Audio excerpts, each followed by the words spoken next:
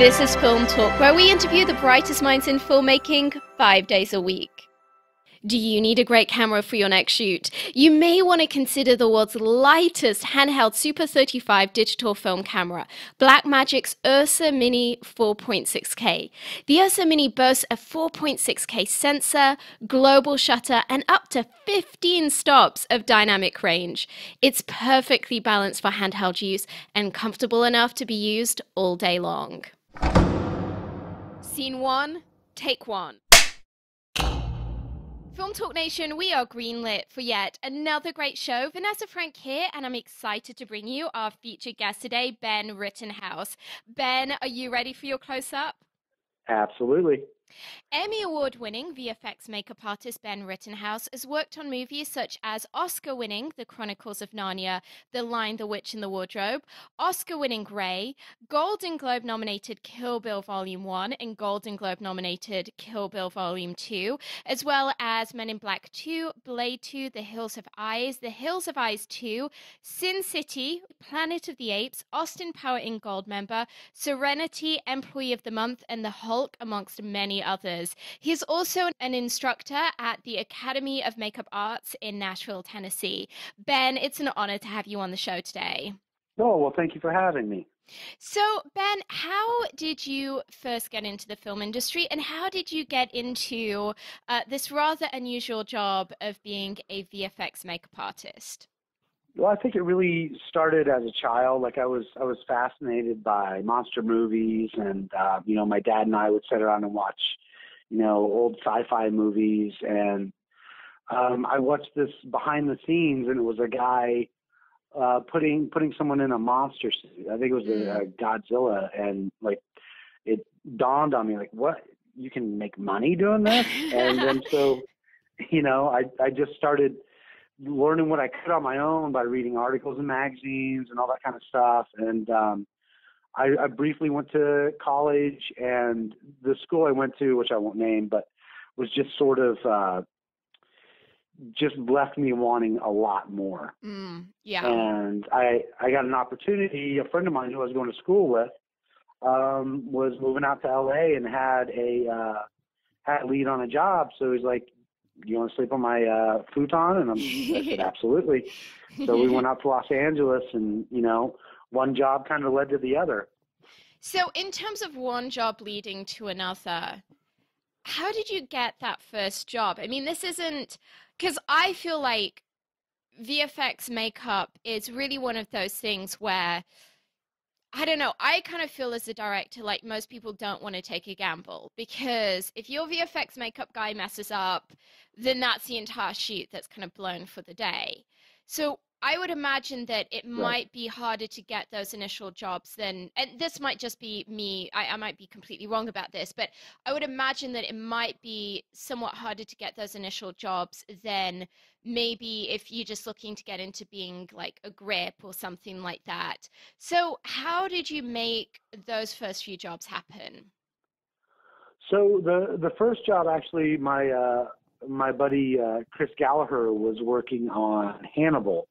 And he was the guy I was sleeping on his couch. He was like, "Hey man, they got, there's a couple of days here if you want, to come over and work." And like, absolutely. So I ended up being there, I think, for about no more than a month or so. But while I was there, I was working alongside, like people like myself who just walked into the industry. Yeah. And, you just kind of start making friends, like, what are you doing after this gig, and what's going on? And then, like, that job led to working on a Snoop Dogg movie called Bones. And because one of the guys I worked with, he's like, "Hey, man, I got an in over here. If you want to, if you want to interview, I'll put a good word in for you." And I really think how it happens is when it's all about work ethic, like, yes, there's, like, if you come in strong and you're ready to learn, number one, and you're eager and you have a good work ethic, often that overshadows the lack of knowledge that you have. If you're a good person to work around, that's very, very important. Like, you could be the most amazing artist, and if you're difficult to work with, Yes. they're gonna go somewhere else. Yes. So Absolutely.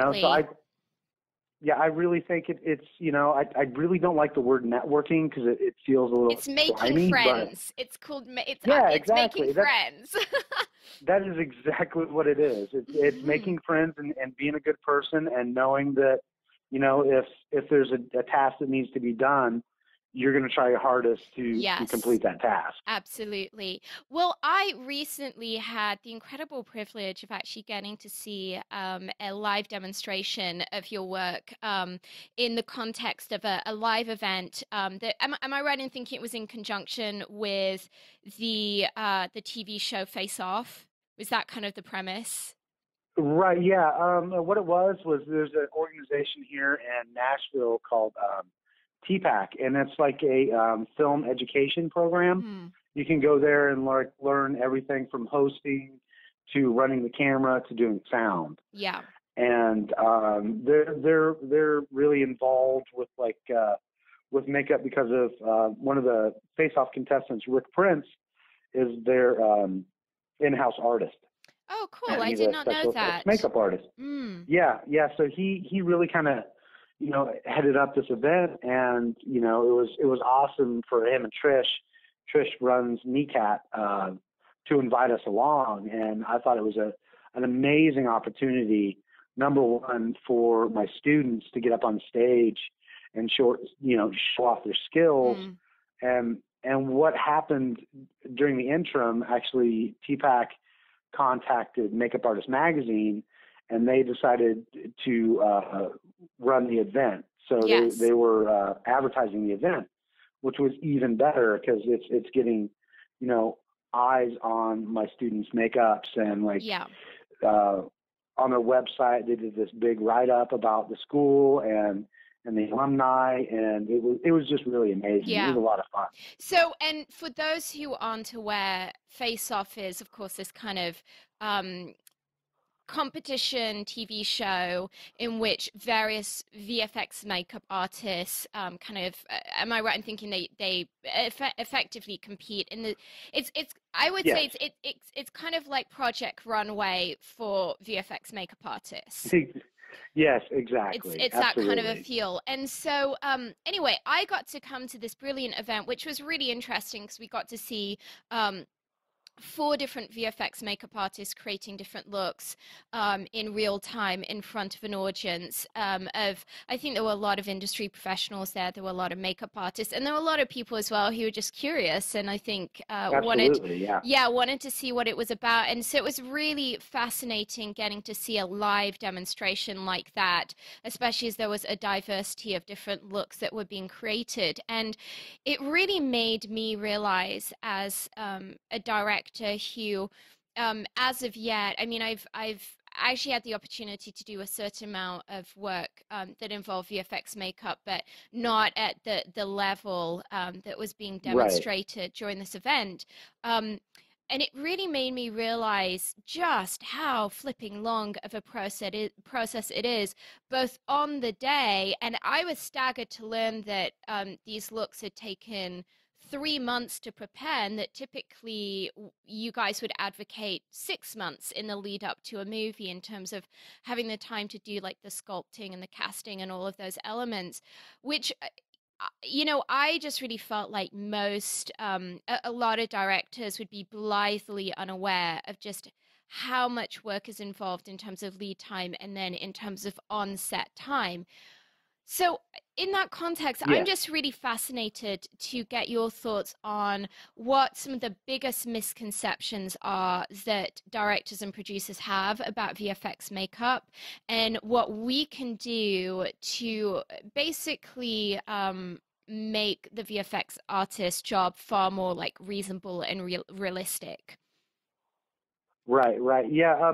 One of the misconceptions I think that has gone on for a long time, we call it like the Miss Doubtfire syndrome. Mm-hmm. So in that film, Robin Williams, like he gets surprised, so he just runs in real quick to the other room and throws on his face. This beautiful like character age makeup, like totally, just flawless. And in the film, it shows him just running into a room, throwing it on his Yes. face, and coming out. And there's a scene, And there's a scene where he's switching I think in Act 3, he's kind of switching between the two, like a half a right, dozen yeah. times during one dinner. Yeah, and what's crazy is, the artist Greg Canham, who's like a genius artist. That movie's prep time was probably 4 months to get the right look. Yeah. And it's so movies like that sometimes, like they're like, well, in the movie, like it's like really quick, and some people don't realize, well, it's in the movie. Yes. And that application actually takes 5 hours to get Yes. Robin Williams to look like Mrs. Doubtfire. Yes. That's pardon me. Yeah, that's one of the issues, and I think really all that changes as soon as you get involved in a film that has creature work or old age work or anything like that, because then as a director or a producer, you come to the studio and you realize, like, oh, this is a process. Like, it's Yeah.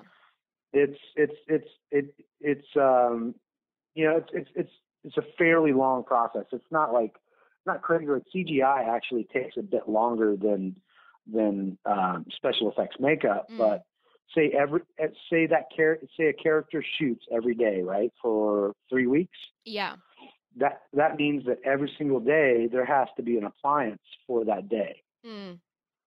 So if it's a 30-day shoot, then typically most effects houses are going to go ahead and run 60 appliances for backups. Yes. And like the foam running and running the silicone, all of that is like in the pre-build. And yes. Recently, pre-builds you have gotten shorter and shorter and shorter. Yeah, like you have to build all of those molds, right? And then you have to cast, as you're saying. Like if that character needs to wear like some crazy ears every day, you may have to make 60 copies of those ears. Exactly. Like for instance, on Narnia, I think my prosthetics department, we ended up running I think it was around 6,000 appliances for Narnia. Oh my gosh! And how big was your team for that? I only had a team of 7. What? That's insane. Yeah. That's absolutely insane. Oh my gosh. Yeah, it's every day, and they're shooting in New Zealand, so our deliver time was actually shorter than the shoot time. So, we had to get things from LA to location and safely, and that's which is no small tricky thing. as well. Yeah. Wow.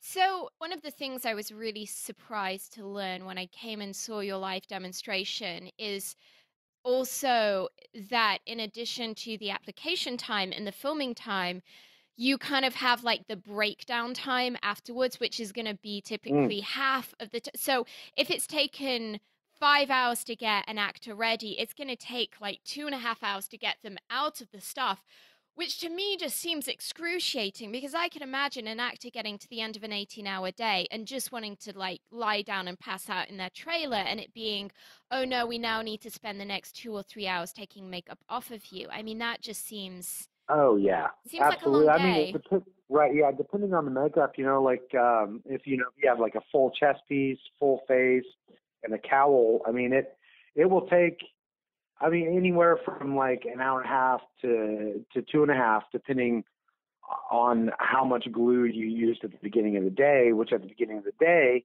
you want to use a lot, so it lasts all day. In my head, it was just, oh, you just rip these things off and take a shower. And it wasn't until I saw you doing what you're doing and you're seeing layers upon layers upon layers of materials going on someone's face and body, and you realize that's not going to come off so easily. Right, and it's all got to come off. And like, say if we're on a 30-day shoot and a guy has to be in a prosthetic for 30 days, we have to make sure we really take our time and gently take that appliance off so we don't damage or irritate the skin. Yeah. So it is like, there are times, when I was actually on Hills Have Eyes 2, I was Tammy Lane's assistant. She's an amazing artist. She's Oscar-winning incredible makeup artist. Yeah. And you know, we have like full prosthetics on that whole film. And you know, we were shooting in Morocco, you know, in like 115-degree weather. Oh my gosh. The actors were just like drained, Oh my and you know, we gosh. were tired as well. And your impulse is to just rip this thing off. Yeah. But you know, you have to find a happy place and just you know, slowly take your time, work the appliances off.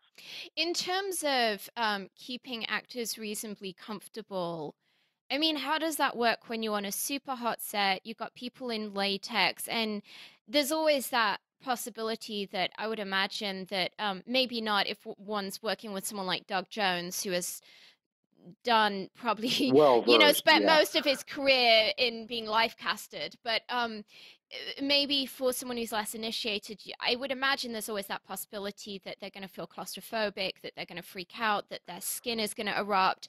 How do you mitigate, and just the heat, in terms of like Oh their yeah, costume, yeah. how I do you mean, mitigate all of that? it's definitely a challenge. So what we try to do is, I mean, like typically the first time we put an actor in the makeup, they love it. You know, like, oh, this is Yeah, it's really amazing. Look fun. at, I can't even believe this is me. And Yeah. then day 4, they're like, oh, I have to put this back on. Yeah. And you know, you got to be there for them. You know, you kind of have Yeah. you follow your work around set to Mm. make sure, like, if say for dinner there's an option between like spaghetti and Yes. a nice clean sandwich. You know, you kind of want to go like, Yes. hey man, I know Yeah. you want the spaghetti, Oh but the oils are going to get no. under the appliance. Yeah. Yeah. And you know, and one Oh my thing a gosh. makeup artist needs to have in their kit are straws. Yes. So you know they're not All of these drinking and things I would have water's never running down. thought of, because I mean, I kind of imagine wearing a superhero outfit or some kind of a bodysuit. You're going to have a real issue with fluids coming out the other end, and the very real Yes, reality that every few hours the suit is going to have to come off. But I never thought about the absolutely. fact that you're also going to be having to hydrate and eat. And when you have a full face of makeup, that is not so easy. Yeah, it's you know, lunch. You have to be like, okay, I'm sitting with you, and or someone is sitting with you just to make sure what you're eating. Please be careful, because Yes. once an edge starts to roll up, it's very hard, because Yeah. then you have to fight it all day. You have to chase it, Mm. and and sometimes on set, like, you can do a 6-hour makeup and then it's a hurry up and wait game, and you Yes. get your actor on set and they're like, oh, we hold on, just keep him right here, we don't need him right yet. Yes. 6 hours go by and they're like, okay, we're ready for the close up. Oh man. You know, and Yeah. that can be a really challenging and frustrating, because Yeah, your you work had is it perfect starting 6 to hours earlier. every hour it's starting to disintegrate. Yes. Yeah. No, absolutely. Something that you shared during your demonstration that I found really interesting was you were describing how sometimes you've actually put ventilators in suits to keep actors cool. I'd love it if you could share a little bit about that, because that to me just it was so crazy. I mean, it just like it was so mind blowing, and so I'd really love it if you could share with our audience a little bit of what you've done in that respect in the past. Oh, absolutely. Like K&B, we built a werewolf suit for Hearst, Hmm. and it was really hot inside the mechanism. So the mechanics at K&B installed tiny little fans all inside of it, just to keep the actor calm and cool Yeah. when you're in there, because you're just enclosed. And Yeah. you know, sometimes they'll like go like, okay, action, okay, hold on, we're gonna reset the camera, don't move. So and you can't run in there and take the head off, because they want you to freeze, hold the position. Yeah. And so that's when you click on the fans for the actor, and just and there's ways to like ventilate the suit, Yes. like in hidden places, like, and if they have to go to the bathroom, we typically always put snaps around around those areas so they are Yeah. able So to. they can actually without taking the whole suit off. Exactly, yeah. Oh my gosh. I really fascinated with the number of hours that it takes to do all of this in regards to the fact that you're working with a human being who realistically can only stay awake so many hours, and there's legalities as well, contractually. Exactly, yeah. And so I know on like Lord of the Rings that the actors were having to get up at like 2 in the morning to be on set for 4 a.m. to have their feet and their hobbit feet and their hobbit ears on, ready to shoot around 6 or 7 a.m. Yep. How does that work out? Like, what is kind of the limit that one can do? Because I would imagine when it comes to something like X-Men, and you've got Mystique, and she is, I mean, I don't know to what extent that was all practical, but certainly it seems fairly A great practical. majority of it, Yeah, absolutely, I yeah. mean, how does one, what is the limitation of what one can do? Because it just seems to me you can't do an 8 hour makeup application and then shoot for 15 hours and then take 5 hours to get it all off. Oh, yes, you can. Really? Well, tell me, how do you do it? How do you do it? Well, you just have to really keep the act. Number one, the actors typically who are, like Doug Jones, like they know what they're signing up for. They Yeah, know that it's been explained that you're going to be the first one on set and the last one to go home. yeah. And it's really up to the makeup artist to kind of you kind of gotta be their cheerleader a little bit too, Mm. because they're stuck in your art. They cannot Yes. get out of it. And if they're not having a good day or a good performance, it's not going to sell the makeup either. Like Yeah. you could have someone in this full, beautiful makeup, and if they're just concentrated about being uncomfortable and upset, then it's really going to read. Yes. So as a makeup artist, you have to be their champion. Mm. So do they It's both beneficial. I mean, do you have actors literally sleeping while you're working on them? I mean, because I'm just looking at this Oh like, yes, if you're yes, doing it, absolutely. if it's a 1 day or a 2 day shoot, that person working 20 hours is viable. When you're shooting for weeks on end, it's humanly impossible. So how do you mitigate that need for them to basically to have enough sleep hours? Right. Well, that's really comes down to production and what we like to do. Like if we're working on the face or something, we'll have like a really nice makeup chair where they can actually lean back. Yeah. And if they actually end up dozing off, that happens often, Mm. they'll just kind of sit back, relax. We'll do Yeah. our work quietly, and Yeah. really, really just try to keep them as comfortable as possible because we know that that they're in this thing all day. Mm. So it's really important to give them breaks as much as possible. And when they're not shooting, like make sure that everyone knows as soon as you don't need them, they need to go to their trailer right away. Yeah. To get them, number one, to get them out of the heat, and also just to let them, sit down and rest. And depending on what Yeah. they're in, sometimes they can't really lay down. So Mm. you Well, I mean, you that's have what to I'm try. imagining is a just in terms of the length of those hours, is that a lot of these get-ups, you can't even lie down. So it's like not only are you working like 22-hour days, but you have to be stood up for most of that. I mean, it sounds horrific, to be honest.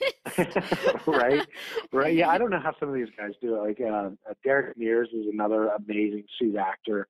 Um, it's amazing. Like most of these guys who do this are just, they love it. They Yeah. absolutely love it, Yeah. and they love being in character. Um, and it really takes a certain type of individual to Mm. allow three or four people to stand around them and glue stuff to their face For hours and and be hours and comfortable hours. with it. Yeah, absolutely, um absolutely. In terms of the way you work with directors, say, for example, you have a director who has an idea of the look that they want, they're in development or pre production, but they really don't want to be surprised on set. How how does that Right. creative development process happen? Is it purely sketches, or do you do like a one-off? Do you kind of do a live rendering and play around with those ideas in real time? How do you reassure yourselves and the director that you are absolutely on the same page before you go and make several hundred copies of those prosthetics? Right. Well, typically what will happen is there'll be a design phase. First of all, it'll start with the art department from the production, and they'll do renderings of the characters. And then we'll take those renderings and do what we call maquettes or mock-ups. Yeah. Yeah, so we'll do, like a mock-up sculpture of the realized vision of what we're thinking. Like we'll take the concept art and maybe we'll change it slightly or Yes. push and pull. Typically on a big production, you could end up doing 5 or 6 of those, for the end look. I mean, and then you just basically, do them in clay, on the bust of the actor and or just a bust that you have in the shop to kind of translate your thoughts and what you were thinking about the character. So are these models like a life-sized kind of sculpture, or are they a miniature?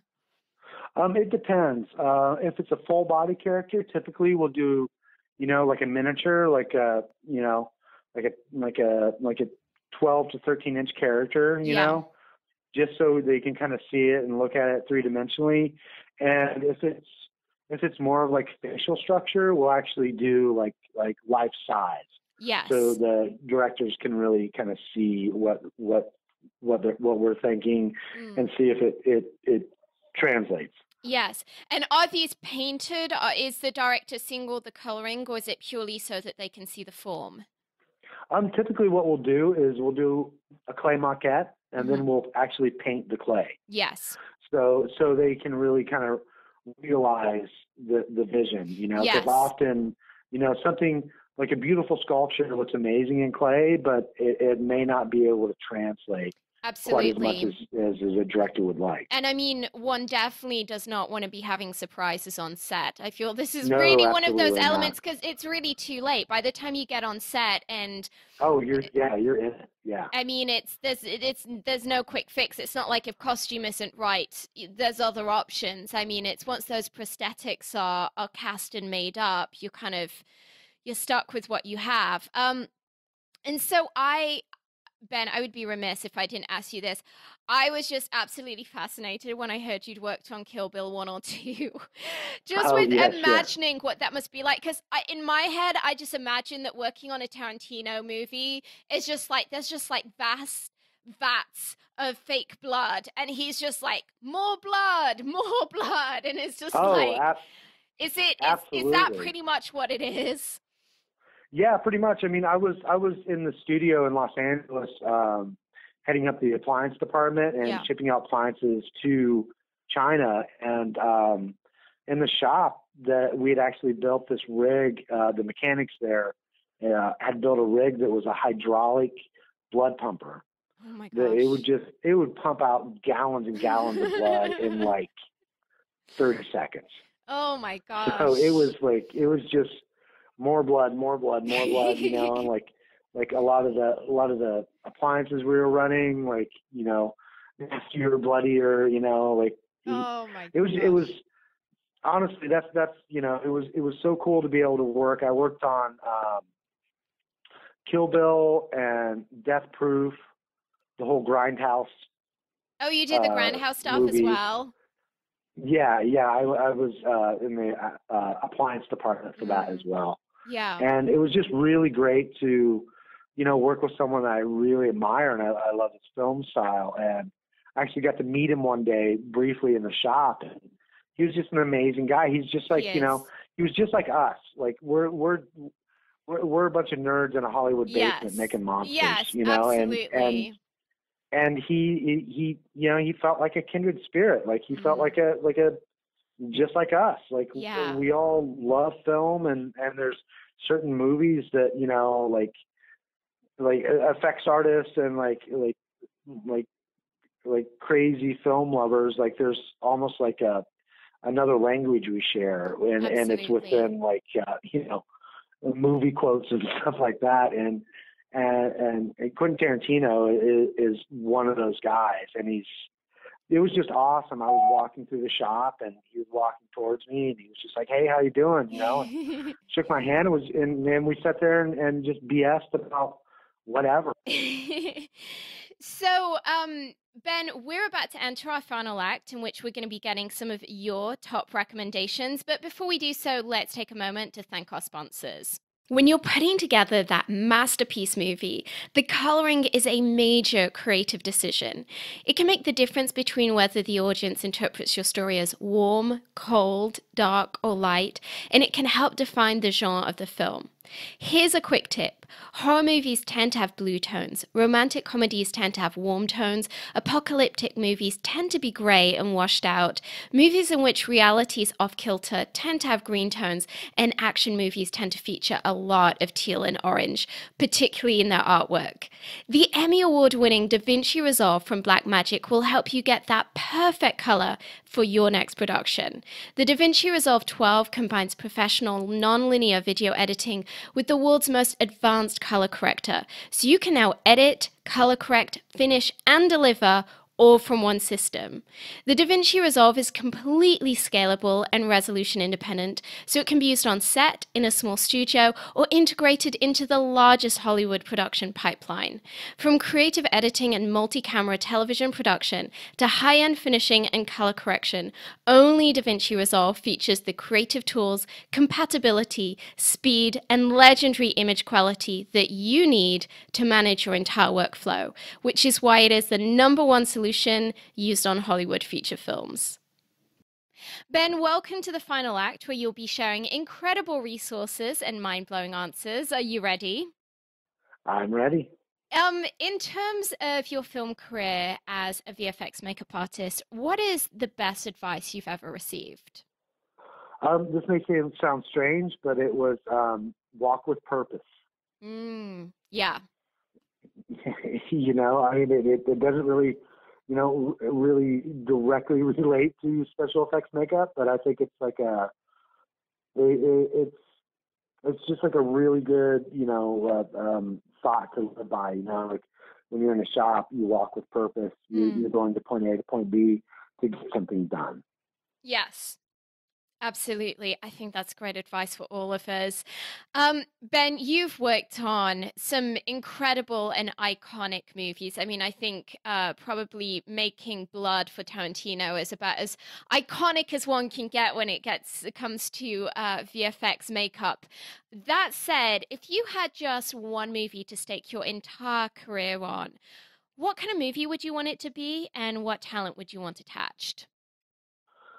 I guess it would be like Gary Oldman in an old age, like full facial prosthetic. Yes, absolutely. Absolutely. Almost like a kind of like Benjamin Button type thing. Exactly. Yeah. Yeah. That's my current fascination is old age makeup and old age. Really, and it's so hard to get right. It is.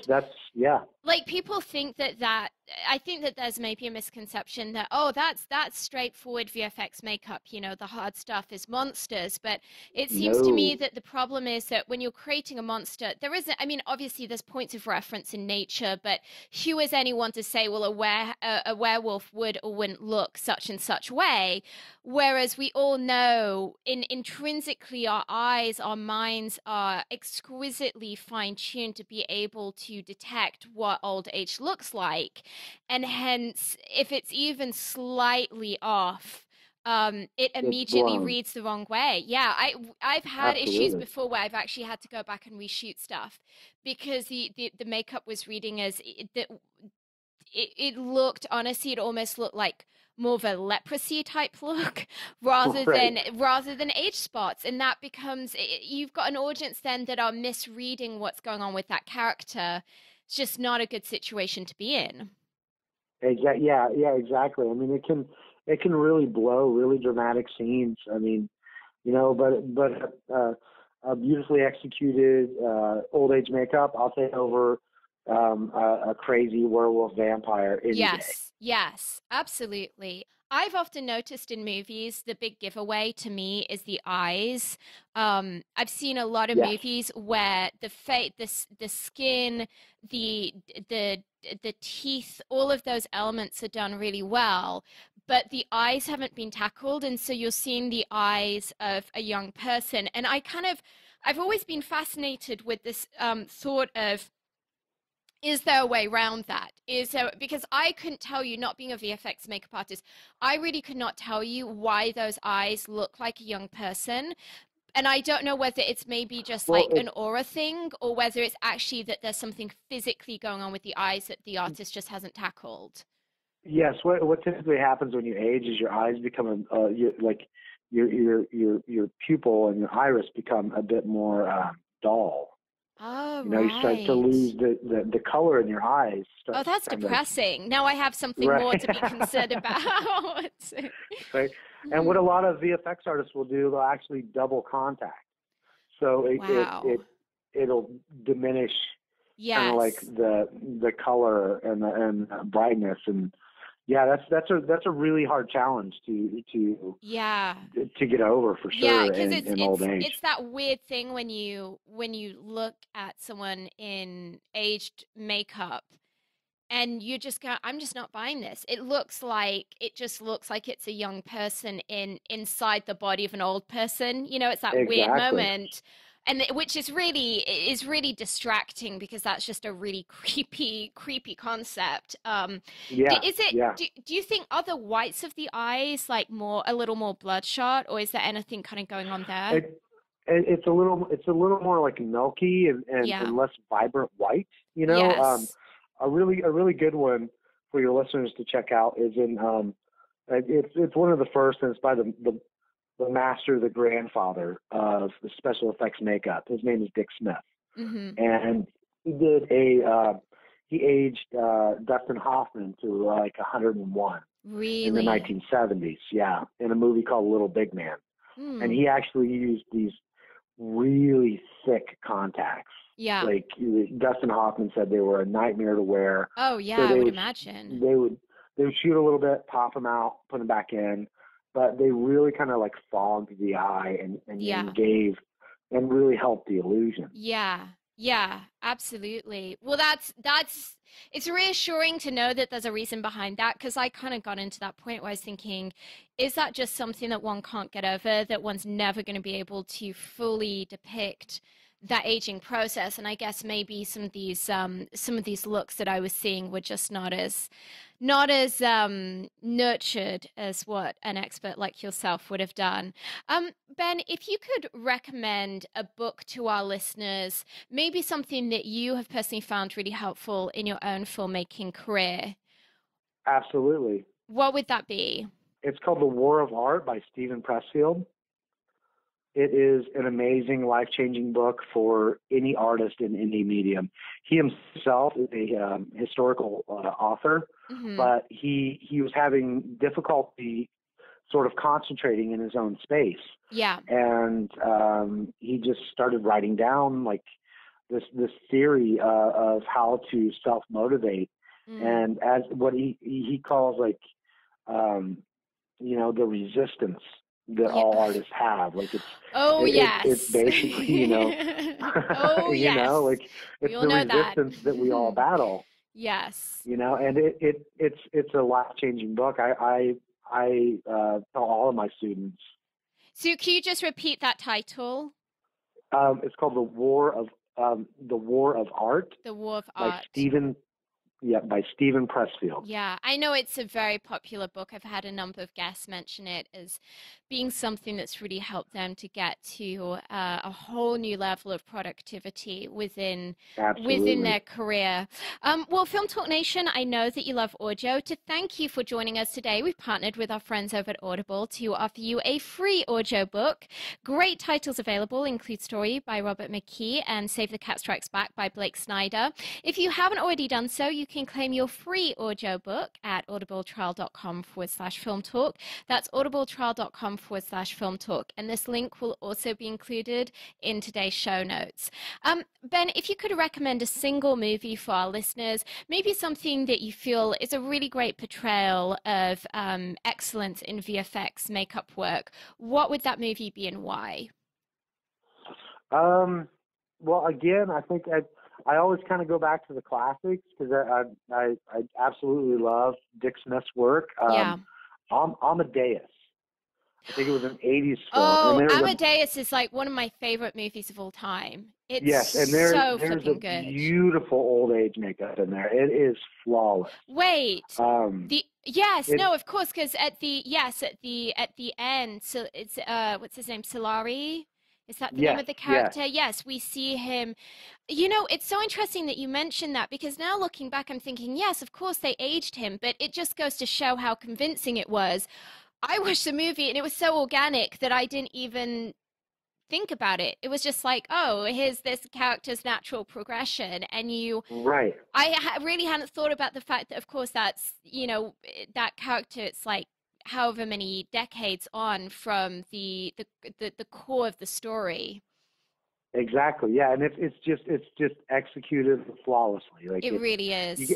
Because you don't even think about it being the makeup. Precisely. No, this is my point. So I'm like, I never thought about that being VFX makeup until now. And then there's one more. In Taxi Driver, Martin Scorsese's film, where De Niro shaves his head, that's actually a bald cap. No. That's all laid hair. Because he just didn't want to shave his hair?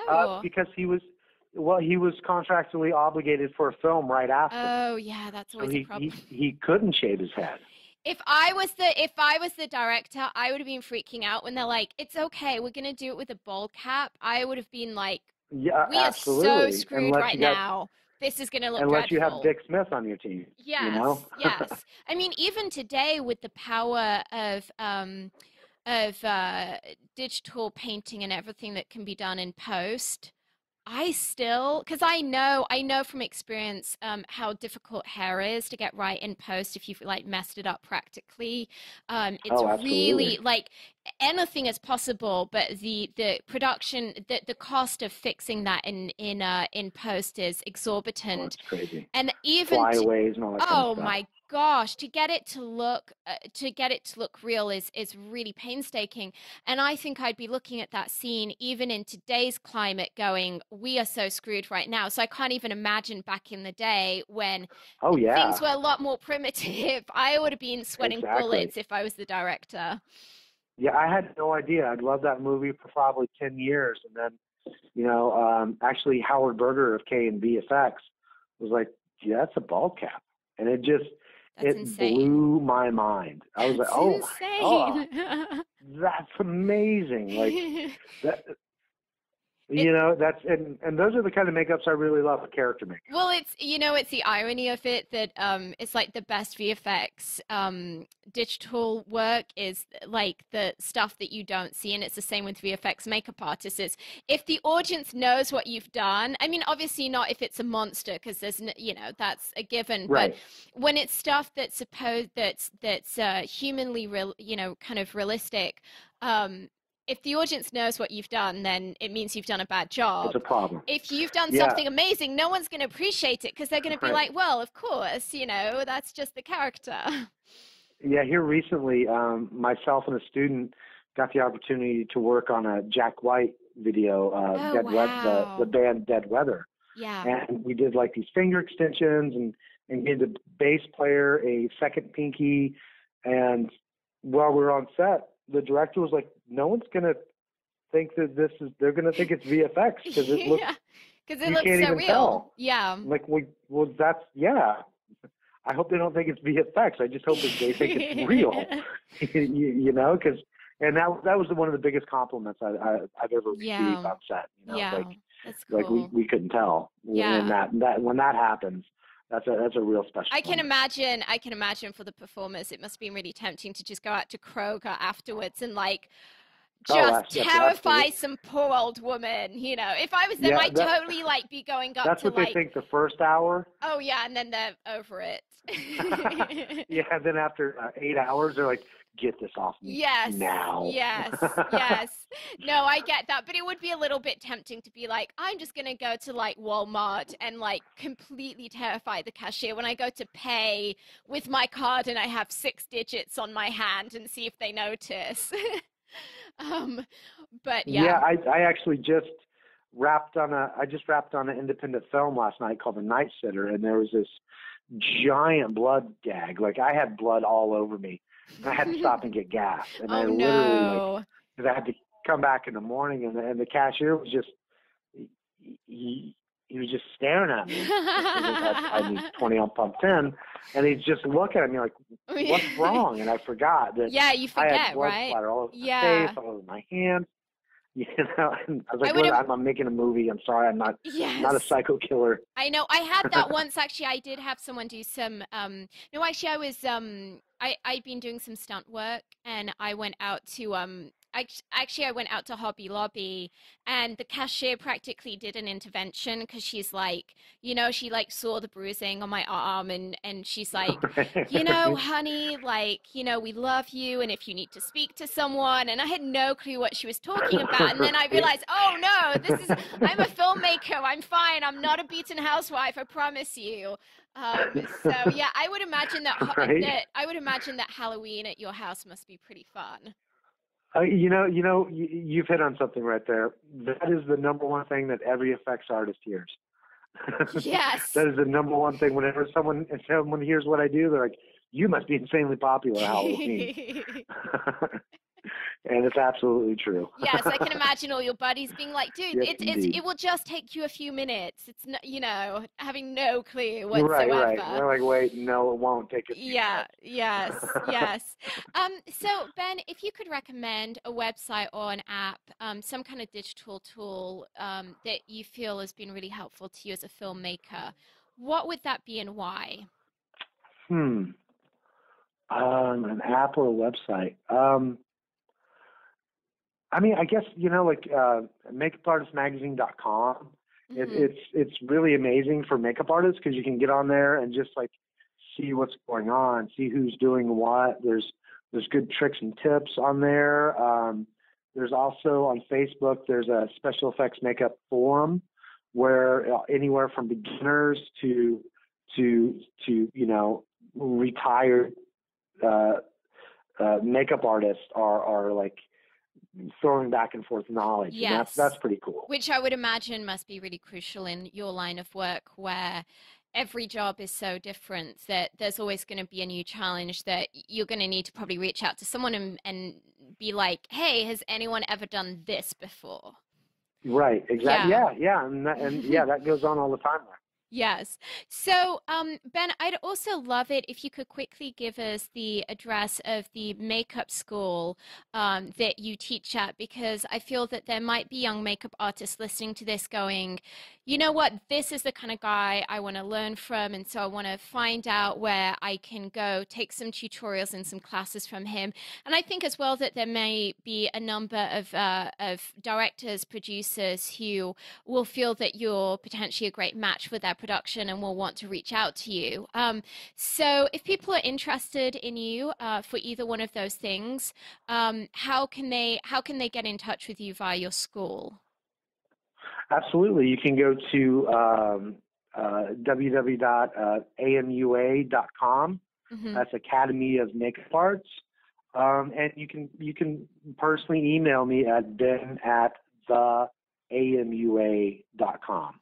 And so this is a school that's based in Nashville, Tennessee, right? Yes, absolutely. Yes. And you Yeah, teach, what kind of do you do, kind of like short courses, or is this more like a kind of college level, 3-4 years type um, of a situation? well, my program is 5 months long, Hmm. and it goes. We start from bald caps to encapsulated silicone, foam latex, gelatin, multi-piece makeup. So I pretty much run through the gambit. We start with realism. We start with character makeups, and then we move on to the creature stuff after we've thoroughly gone through natural character makeup. Yeah, I would imagine that would be 5 incredibly fun months. Oh, Like, absolutely. And bucket list. yeah, it's. I mean, and I'm really passionate about teaching special effects makeup because Yeah. I feel that it's very important, and I feel like if I can give back to this young generation that's coming up and set them up so they actually know how to become a good mold maker, to become, a good application on set, to have all those skills. I think it's really vital. Yeah, I agree. We also here at the school, there's it's called the professional program. So it is, it's more like beauty, fashion, and then there's like 3 weeks of effects makeup there, which will basically, like for straight makeup artists, when they're on set, they're responsible for cuts and bruises and scrapes, minor scrapes. Yeah. And in this program, which is 10 weeks long, they'll learn everything from HD straight beauty makeup, kind of like makeup, no makeup look, all the way up to like high fashion runway stuff. Yeah. Very cool. I know less about that, but I'm learning. I recently learned that eyebrows are not sisters; they're cousins. Well, Ben, it's time for the martini shot. What parting piece of guidance do you want to share with us? If you have a drive and if you feel like you're leaning into something and something's pulling at you and you're wondering if you should or not, do it. You will not regret it. I'm just a kid from a small town called Farmland in Indiana, and literally it's called farmland. Exactly, it literally called Farmland. And if I can come and have a career in a passion that I love, then absolutely anyone can. Yeah. And if you, I would rather regret something I have done than something I haven't. Yes. Absolutely. Well, that's a wrap. Film Talk Nation. In this industry, you're only as good as the people you know. And today you've been hanging out with Ben Rittenhouse and myself. If you want to go the extra mile, head over to filmtalkpodcast.com and type Ben Rittenhouse into the search bar. The show notes from today's show will appear along with everything we discuss, like Ben's recommended book and movie. Ben, we appreciate you sharing your priceless insight with us today. Film Talk Nation thanks you, and we'll see you on the red carpet. Oh, thank you so much for having me. I had a great time.